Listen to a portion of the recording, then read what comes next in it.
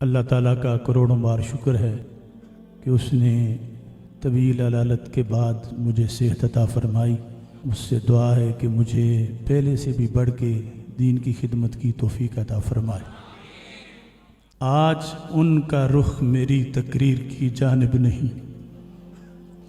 جن لوگوں نے دیکھا ہے کہ ابا جی رحمت اللہ علیہ جلسوں میں میری طرف چہرہ کر کے تقریر میں تشریف فرما ہوتے تھے، آج ان کا رخ میری تقریر کی جانب نہیں، تقریر کی جانب تو کیا تصویر کی جانب نہیں۔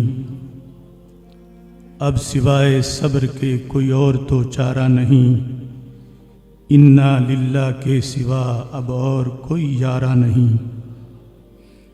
اے میرے محسن، میرے استاذ، اے میرے پدر، کس کو میں بتلاؤں گا اب کھول کے سوزے جگر۔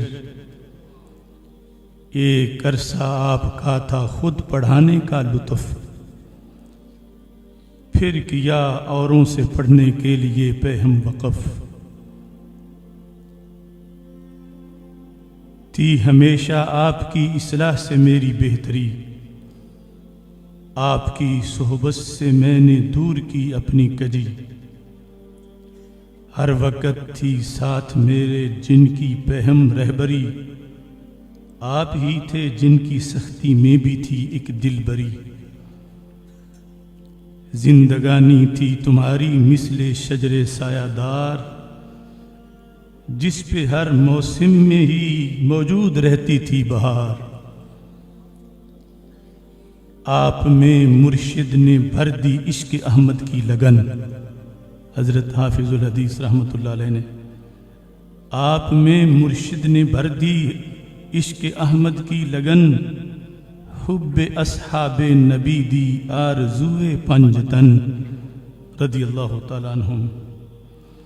زندگانی خیر کی راہوں میں کر دی ہے بسر، رب کرے ہو اگلی منزل بھی تمہاری خوب تر۔ ماہ طیبہ کا اجالا ہو تمہاری گور میں، خانے رحمت کا نوالا ہو تمہاری گور میں۔ عملے سہلے سے رہے مرکد فروزاں آپ کا، نور جنت سے بسے خاکی شبستاں آپ کا۔